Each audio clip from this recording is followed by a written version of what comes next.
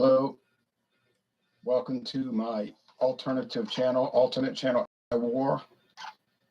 And today on Anti-War, we're looking at Smirnoff Ice, Blue Raspberry Lemonade. Now they call it ice, but I don't think it has anything to do with the ice brewing process. It's just like they're trying to make you think cold, ice cold, flavored malt beverage. Natural flavors, certified colors, meaning they got food coloring in it.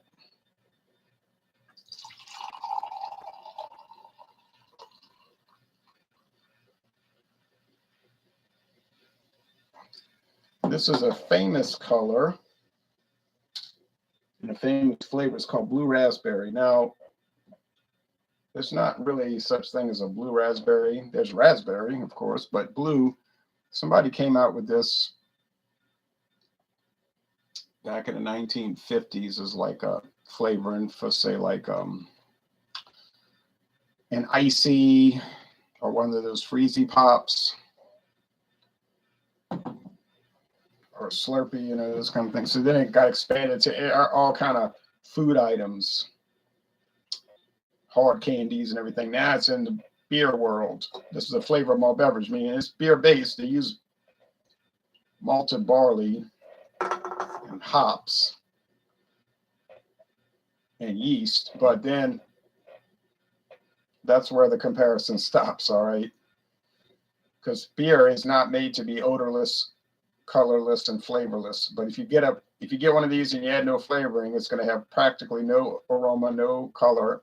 It'll be a little gray, silver gray, and no flavor. So they add the raspberry flavoring. What are they using? Dehydrated raspberries? Possibly. Or like these things like a paste or a liquid extract that they buy from these wholesalers that sell natural flavors. Apple, green apple, sour apple, raspberry, lemon. Now they have lemons and raspberries on the label.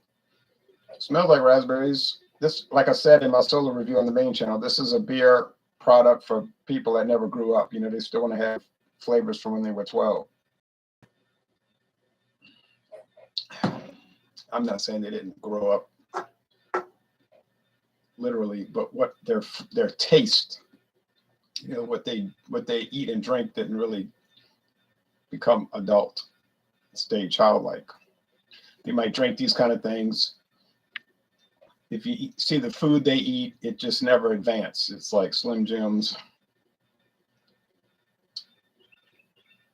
Just think of food that 12-year-olds eat, and they eat it as adults, 35 years old, and they're eating, you know, fruit roll-ups,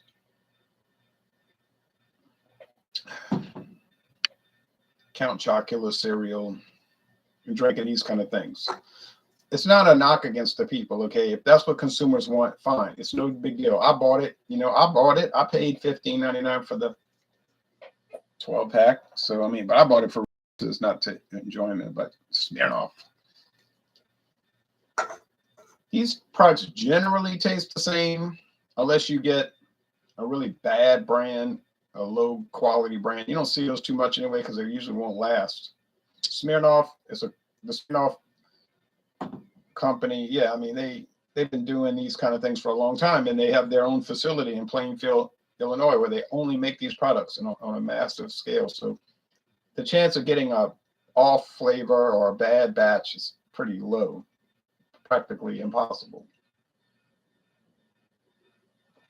Now, of course, at the grocery store or the convenience store or the distributor mishandles it, that's a different story. If they let it set out for over a year and they're selling it to you with a bad date, or they let it sit out in the heat and the sun in cans, it's not going to be an ideal condition. It should be in a cool, dark environment, relatively dark environment. You do pick up a lot of tap water here.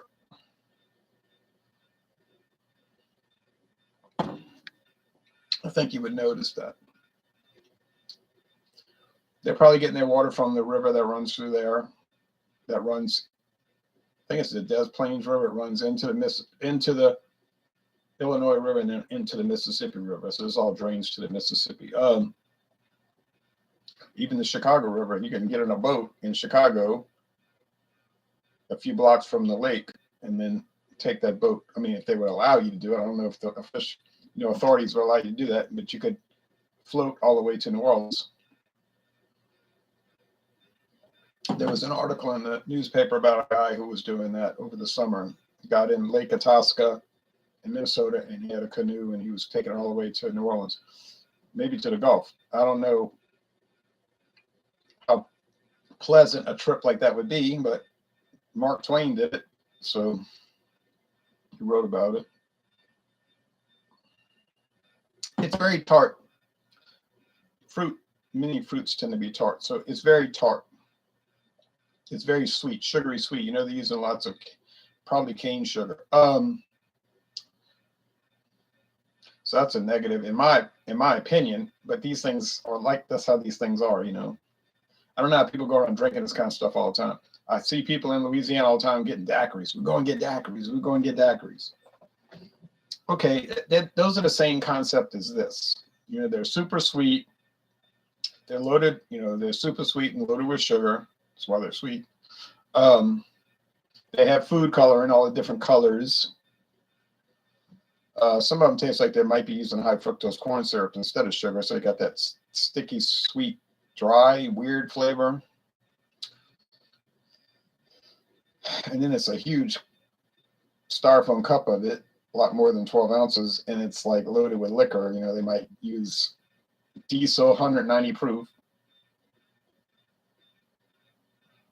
I've seen people drink those and they get really loaded, and or they'll have gin or rum or tequila or maybe whiskey, and it's always the cheapest gin, rum, tequila, cheap, a very cheap blended whiskey brand, inexpensive rum brand. Some of those are pretty good though. Still, it does probably not gonna bother you as much as all the food coloring, the sugar sweetness, and all of that. All right. Anyway, I was at a pretty nice restaurant yesterday getting some food, and I was looking over the bar. I was getting it to go. I didn't want to really, I wanted to get home and watch football, and it was cold in that restaurant anyway. And I looked over the bar, just the girl was out going do stuff, and I was looking at their well. I knew on the shelf, it was really nice, good quality, major brand liquors that everybody knows about. I was looking over the bar where I could get a glimpse, and I said, okay, Castillo rum. It's an inexpensive kind of a bar brand from, Bacardi. Good stuff though. And they had Kentucky Dale, blended whiskey. I couldn't make out the other ones. Probably Barton Gin or whatever. Kentucky Dale from Sazerac. I mean, it's okay. It even has some good character, but it's really cheap. That's why it's down there. Now these are expensive. Relatively expensive, in that sense. You can buy a 12-pack of good beer, what I would call good beer. Now, the people that drink these would call it nasty. They would say, I can't stand the taste of beer. So it's all a personal, see what I'm saying? Got to have the right mindset. You got to work from the right framework. For the people that are fans of this style of drink, and I'm not one of those people, but the people that are, it's going to be dynamite. They're going to say, oh man, this thing is really good. I think it's a little detractor from the tap water. I would go to A-, like a 90. But they would maybe not notice that. They just say, oh yeah, it's really good. I love this stuff. And they would say, oh, Schlitz beer, I would never buy that. I don't care if it's $11.49, $11.99, a 12-pack, whatever it is right now. Oh no, no way, forget it. Okay. But either one that you prefer, I prefer the more authentic American lager, adjunct lagers like Schlitz. And we prefer this Smirnoff Ice series. But either choice, the quality is there. So people sometimes are shocked and or even aggravated and say, why are you going to give some junk product? So that's the first approach, a junk product like that an A. I say, well, I'm reviewing it in the style, flavor, malt beverage. But then you're going to give Schlitz the same score, maybe a little higher. Well, because I'm reviewing that as an American adjunct lager. So it's a different animal. But the quality is there for both. And so really it's a difference. The The deciding factor in that is a personal preference issue. It's not a quality control issue. It's not a quality issue. With those two examples I just gave. Body's medium here. The finish is mostly dry. If it finished sweet, it would just be too sweet. It'd be gross. Sweetness, 4.5 out of 5 sugar cubes. I mean, that's what it is. I couldn't. One a day I could tolerate, but wouldn't be pleased with it at all. One a week I would be more attuned to that, just for review purposes. And the best scenario, I guess, would be never, but that's not going to happen because I'm going to review. There's a lemonade coming in. That's even more tart. So you got sour lemonade or tart. I call that tart. On tart with sugar. Bitterness, none. There's no bitterness whatsoever in this product. It contains hops, but it doesn't mean they're adding bittering hops. Might be adding the most neutral flavored hops they can find in order to comply with the law. The law says they have to use hops. Could be hop extract, could be hop cones, could be whole cone wet hops. So they're not using that. It's expensive. But it doesn't say, the law doesn't say what type of hops. So if they want to find the lowest bitterness unit hops with the least flavor and aroma and put it in there, that's fine. It's going to comply with the law. And that's done, Why is the law there anyway? You know why it's there. It's there to protect hop farmers. Most of these laws are not there to protect the consumer. They're there to protect people who have what we call a special interest. In this instance, hop farmers, barley farmers. We know legally from a historical viewpoint, the law is supposed to be what? What does it say in the Constitution? It was adopted for the general welfare.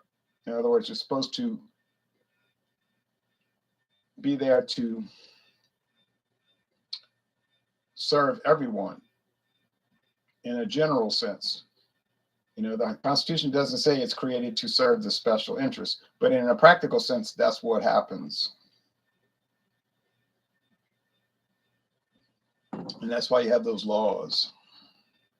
And that's why you have the 3-tier system.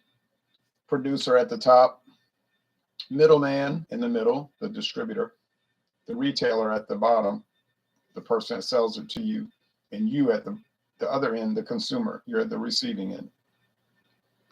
The 3-tier system, they'll claim, is there to protect you and ensure quality, but it isn't really the case. It's there to protect their monopoly. And they have a lot of influence in the government. So is that the way things should be? No, it isn't. It doesn't. That is not a law that's there to serve the general welfare. Now, when they said the general welfare in 1788, 1787, I mean, it wasn't written to mean welfare payments. Like handouts, whether needed or otherwise. It didn't mean that. It just meant your general welfare, your well-being under the law. Oh well.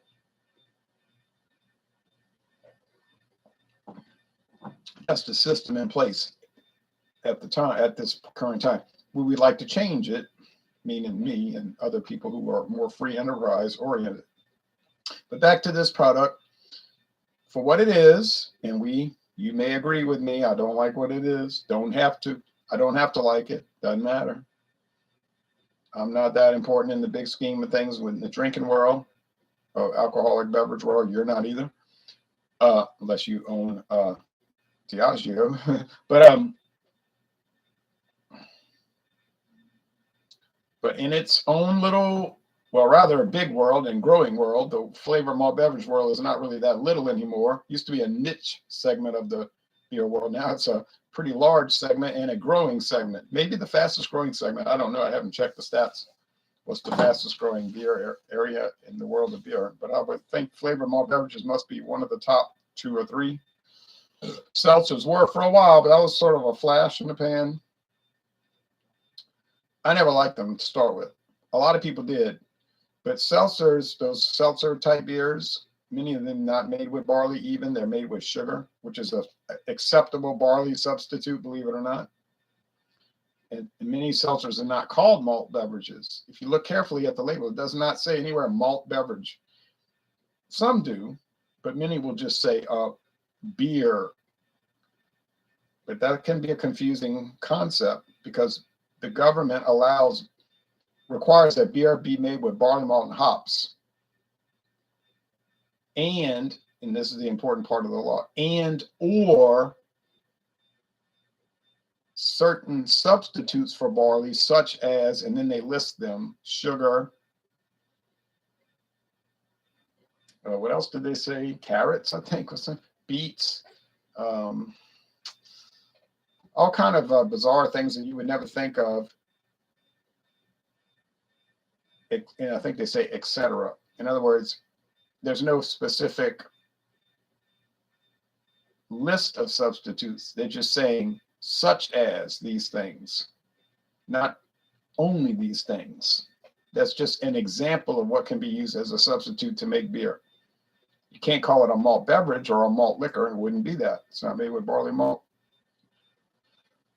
Now you say, what if you use malted wheat? Now that could pass. I don't know how they would view that.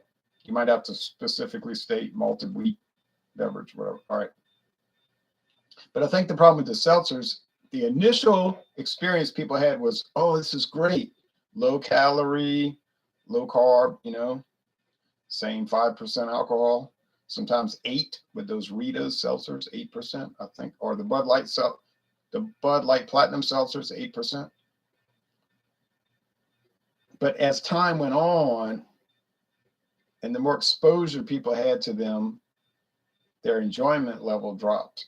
It's like the law of diminishing returns. So the more they drank of it, the less appealing it was. That's my theory, at least. And so over the last 4 years, 2018, it was at a peak, and then it started to decline. It's still a big part of the beer world, seltzers, but it's not as big as it was. It's in a decline. And but the thing with regular beer, barley, malt, corn, or rice, if you have all malt like Michelob, adjuncts, the common thing, like Schlitz using corn syrup, Budweiser using rice, it doesn't experience that. And they have the initial flavor, and over time, it doesn't decline. It's just like, oh, yes, you get used to it. It doesn't ever go down. And I think that's what happened with the seltzers. Now, these flavor malt beverages, they probably don't go down either. They are malt based.